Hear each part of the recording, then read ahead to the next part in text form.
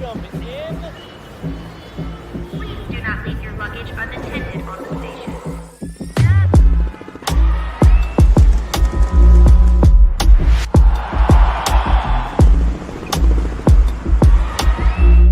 Welcome to the show. Hey everybody, happy Sunday. Welcome in.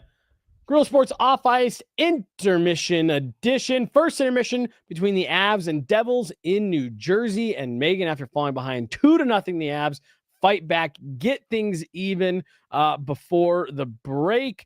Nathan McKinnon gets in on the action to tie things up there late. Trent Miner starting in net for the Avs. I think a lot to talk about here, especially on the heels of how yesterday's game went. Megan, as always, how are you doing here on this Sunday morning? And just kind of your first initial thoughts after the first period we just saw from the Avs on the heels of, look, we can talk about the process and that they were in control of the game, this, that, and the other. Disappointing result yesterday for the Avs. Yeah, it was disappointing. And in a way, I'm glad that we're doing this studio time today to cover this game, because it would have been really disappointing to break down between periods the Boston game yesterday. And I think it's because, well, okay. My big picture take is every team views the Colorado Avalanche as a measuring stick team. And so I think the Avs are getting every team's very best on a nightly, daily basis. And I think that's true of a struggling Boston team that really needed the moral victory too, after they started this season out on a losing skid. And so I think the teams that bring their very best opposite of the Avs capitalize on any mistakes. And so I think the hockey gods do not like it when teams cheat the game, even for a few seconds, the final seconds of a period, perhaps. And so even though the Avs might be the dominant team and the process is otherwise good, when you cheat the game even for a second and you're getting the other team's very best because they take you seriously as a threat, that's the result you get. And it's not unique to the Boston game. That's the Utah game as well. And it's the Carolina game as well. And so I think this is a really good learning lesson for the Avs, but I'm frustrated because it's not such a new lesson now after 3 games where there have been these self-inflicted mistakes that have come back to haunt them, even though they've responded with a dominant effort because they are a really deep and strong structured team. It's those, the mistakes, the breakdowns that other teams are hungry to capitalize on.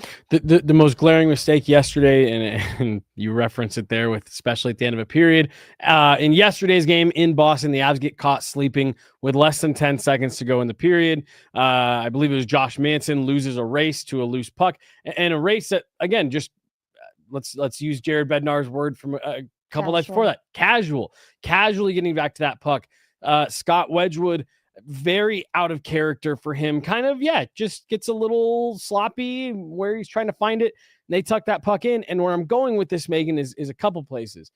One, that goal ends up leading to Scott Wedgwood eventually, or it plays a part in Scott Wedgwood getting the hook, Trent Miner entering that game yesterday. And as a result of that, Trent Miner gets this game today. And not necessarily falling asleep, but something that we were talking about here in studio of things happen just a second quicker in the NHL, and it's why there's so much emphasis on you can't fall asleep for even a second.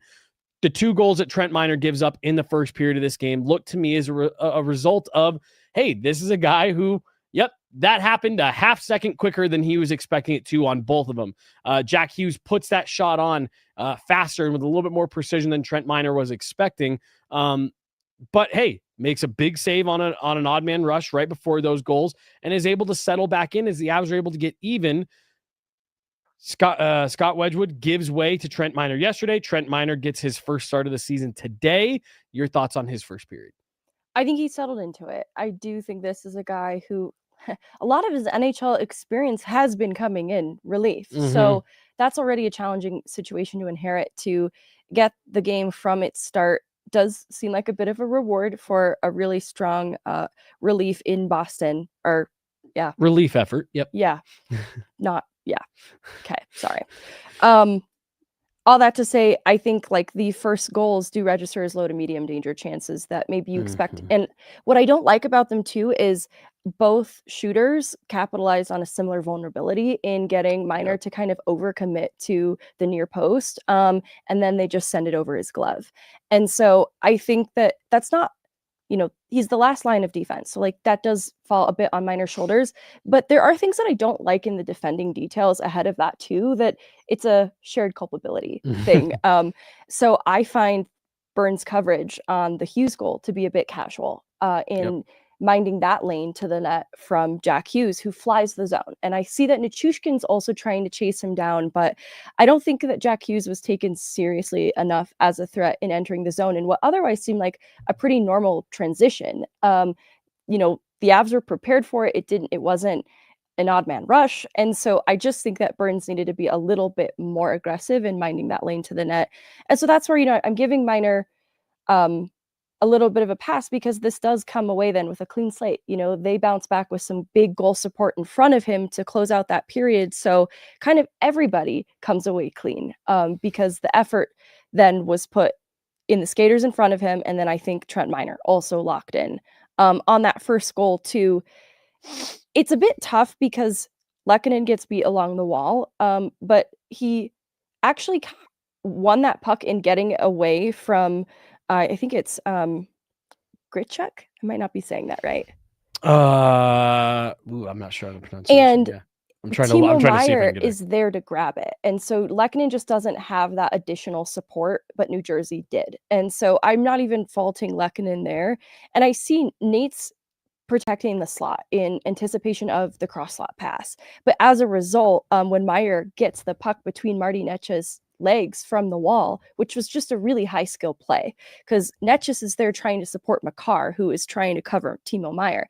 That, though, with Nate in the slot and those two skaters on the wall, left the circle open and a little bit of a lane to the net for Gritchuk to get that goal. And so, very similarly, it's not even that I think anyone played that really horribly. I see the intent in what Nate was doing there and the intent in what Netsch was doing there to try and support Makar, because just a second ago, Lehkonen didn't have support along the wall and New Jersey won that puck. So that one, I don't even think is casual. I just think it's an oopsie doopsie. The next one I think is a little bit too casual. But anyways, things get good at the end of this period, so I don't want to dwell on the bad.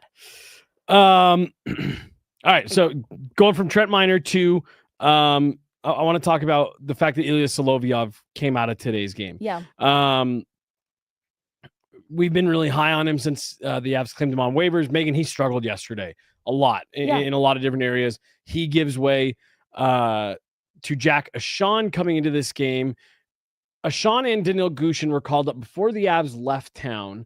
And I think a lot of us kind of looked at it as, hey, you're going on a road trip, back-to-backs. Maybe they want to just have some options in case someone gets hurt.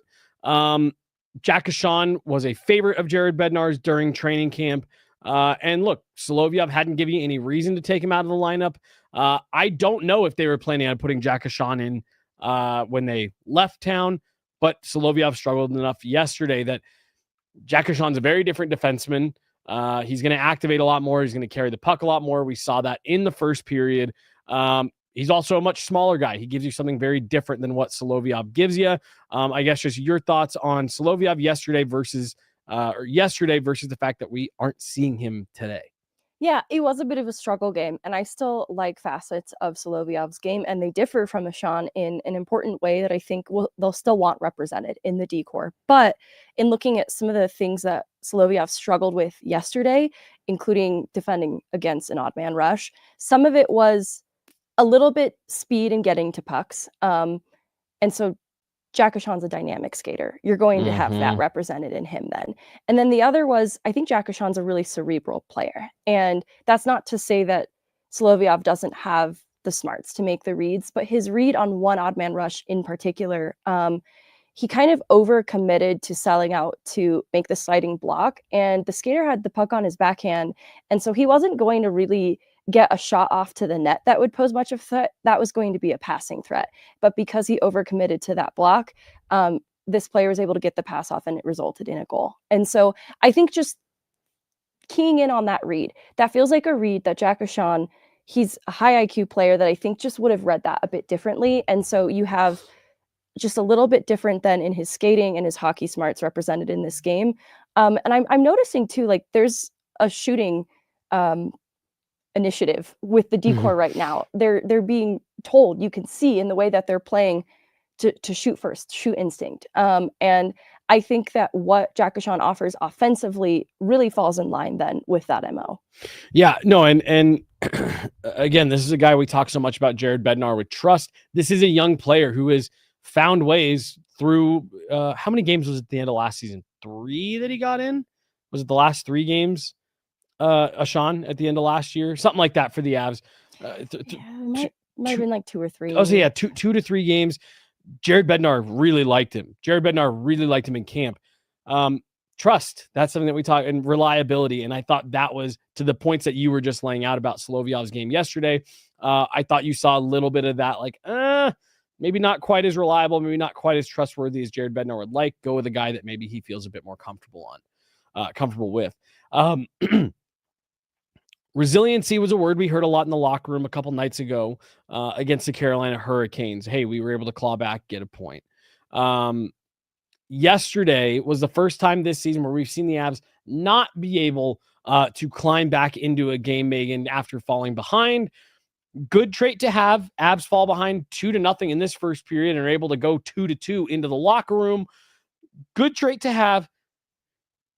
You look, the Avs they've had plenty of games here, including yesterday, where they're the better team early on. You have to find a way to stop falling behind here and making these games harder on yourself than they need to be. I know that's easier said than done.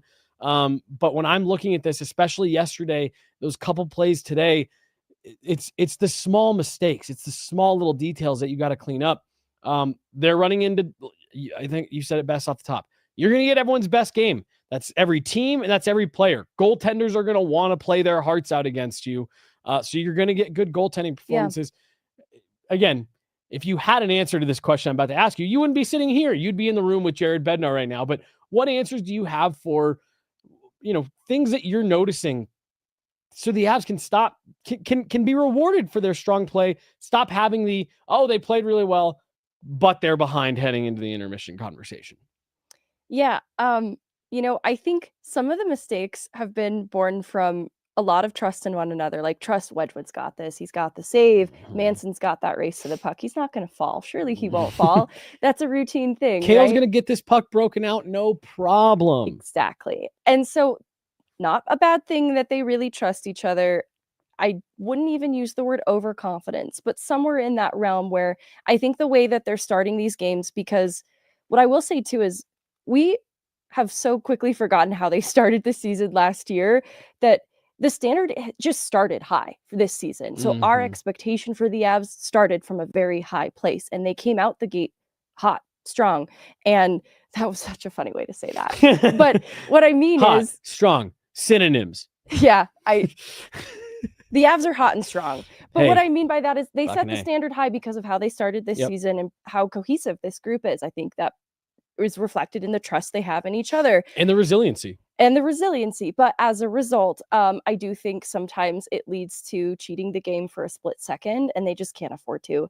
It's not, I know some people are maybe critical of the high buy-in of Jared Bednar's system. Like, it's very unforgiving too. But I don't think this is Jared Bednar's system is unforgiving. This league is unforgiving. Yeah. And because teams are coming at the Avs with their very best, because they're respected, they are viewed as a juggernaut. And so because of that, that's what I'm seeing is happening, is I think the Avs just need to be a little bit more mindful of how the rest of the league receives them, and come ready then to bring their A game, and they just can't afford to cheat the game at any point, because teams are opportunistic and they're looking for the errors. And I do have to point out, we talked about it after the Dallas game, that you are still in a point of the season where it's process over results. And I think for the most part, by and large, across these, what is today, game 10, like the process has been pretty good. And you have the leadership of Gabe Landeskog that I think is back. That's going to be another voice in that room that's going to help, get them where they need to be. However, let's talk about Gabe Landeskog real quick. We have just a few minutes here before puck drops on the second period. Him and Victor Olofsson are swapped. Gabe Landeskog skating with Jack Drury, Ross Colton. the line, a similar line that we thought we would see in the playoffs. And Victor Olofsson up with, Val Nichushkin, Brock Nelson. Now, want to point out, Victor Olofsson is among the league leaders right now in shots on goal without a goal. He's doing a lot of good things. You and I talked about Victor Olofsson on the show earlier this week. I think you like a lot of the stuff that he's doing. So he's going to get a little bit more of a shot there. And Gabe Landeskog, I just want your thoughts. I don't take this as an indictment on Gabe Landeskog. I think he's been good. His underlying numbers have been good. He's had chances. They're just not really going for him. I like seeing him with Ross and Jack here. I think that's a nice combination for a line. Do you feel like me that this is more about let's shake things up, see if we can give both these lines a jolt and not an indictment on what Gabe Landeskog's doing? No, the line was a bit stagnant. It's been great to see Val Nichushkin surge, though here recently. That's significant, but it's gone stagnant, and it wasn't single-handedly Gabriel Landeskog's fault, but he also wasn't a part of the solution. And I think when you've got a stagnancy issue and you've got such high energy guys, especially in a guy like Ross Colton, that just feels like an easy switch to make. Then with Victor Olofsson, also that shooting instinct and the process and what he's doing to create opportunities is so good. Mm-hmm. You just know it's going to get rewarded. And so I look even at this Val Nichushkin goal, the role that Olofsson has in it. It's so subtle, but it's exactly why he should be on that line. Okay, I'll wrap this up really quick. Yeah. But, Taves puts that puck on net, and Nelson and Nichushkin are there as net front threats. And I love that both of them are there because that makes New Jersey have to commit to who their assignment is, and both of them are a threat. And so in an effort to get that puck kind of out of the rubble, they launch it away to the wall. And if Olofsson wasn't there just to get even a little bit of a stick on it, it probably would have gone out of the zone. But because he was, it's able to get to Makar, who can put it back on net for Nichushkin to clean it up. And I like it. It's the awareness of Olofsson. I don't know how intentional it is, but it stops that puck from leaving the zone and gives them an opportunity to reset and attack again. And I think that he's just such a high IQ player too. That's where like the high end skill has helped his line when it was Ross Colton, Jack Drury, and it can only help Val Nichushkin and Brock Nelson. Second period underway here. It's 2-2. Avs and Devils will be back for the second intermission. She's Megan. I'm Jesse. Got Dan back there. We'll talk to you guys soon.